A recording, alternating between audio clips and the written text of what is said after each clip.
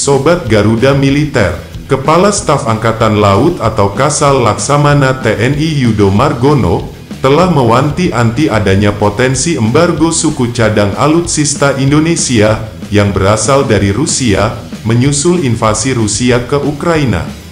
Menurut Yudo, berbagai sanksi keras yang telah dijatuhkan internasional terhadap Rusia karena invasi Ukraina ini bisa menyasar ke berbagai bidang terutama industri pertahanan, termasuk juga soal pembelian suku cadang alutsista. Melansir dari laman cnnindonesia.com pada tanggal 3 Maret tahun 2022, dengan potensi itu tadi, ia juga menyebutkan bahwa perlu adanya langkah antisipasi untuk mencegah risiko dampak sanksi Rusia terhadap pembelian suku cadang alutsista Indonesia. Secara operasional tetap bisa kita gunakan. Kita juga tidak terpengaruh Rusia mau perang sama negara manapun. Alutsista itu kan istilahnya sudah kita beli, dan sudah menjadi hak kita, kata Yudo di Mabesal Cilangkap, pada Rabu tanggal 2 Maret tahun 2022 seperti dikutip dari Antara. Meski begitu, Yudo juga menegaskan, bahwa secara keseluruhan konflik antara Rusia dan Ukraina ini, tidak mempengaruhi operasional alutsista yang dimiliki oleh Indonesia. Alutsista kita ini memang banyak asalnya. Ada yang buatan Belanda, buatan Rusia, kemudian kemarin 39 unit kapal itu dari Jerman, termasuk juga persenjataan kita banyak yang dari luar. Ya tentunya tidak ada pengaruh dari mereka, tetap kita laksanakan untuk operasional, katanya menambahkan. Yudo juga mengaku bahwa tidak tahu apakah pembelian suku cadang alutsista ke Rusia masih berlangsung atau tidak.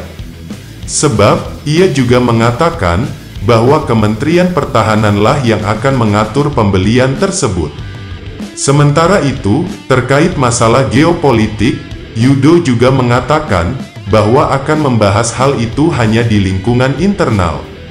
Dia juga menyebut bahwa pihaknya juga terus memantau ketat perkembangan strategis terutama terkait konflik Rusia-Ukraina. Khususnya dengan adanya peristiwa perang seperti ini, ke depan bagaimana? Ini tentunya akan menjadi pembahasan kita, yang tidak bisa kita sampaikan secara terbuka, kata Yudo. Nah, Sobat Garuda Militer, sejak Rusia melancarkan invasi besar-besaran ke Ukraina pada tanggal 24 Februari tahun 2022 lalu, Rusia telah menjadi target sanksi besar-besaran dari berbagai negara.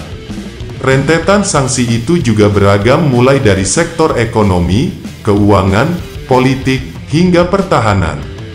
Sanksi ekonomi ini telah diberlakukan sejumlah negara di dunia, mulai dari Amerika Serikat, Jerman, Inggris, Kanada, Australia, Jepang, hingga Uni Eropa. Amerika Serikat akan memblokir aset bernilai miliaran dolar di 2 bank Rusia.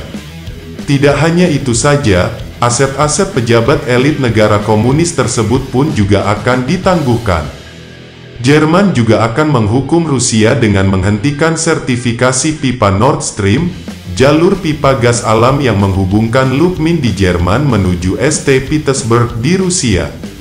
Inggris juga turut akan membekukan aset 5 bank besar, dan 3 konglomerat dari Rusia yakni Gennady Timenko, Boris Rotenberg dan Igor Rotenberg. Tidak ketinggalan juga, Uni Eropa juga akan melemahkan ekonomi Rusia, dengan memblokir akses pasar keuangan dan teknologi yang ada di benua biru tersebut.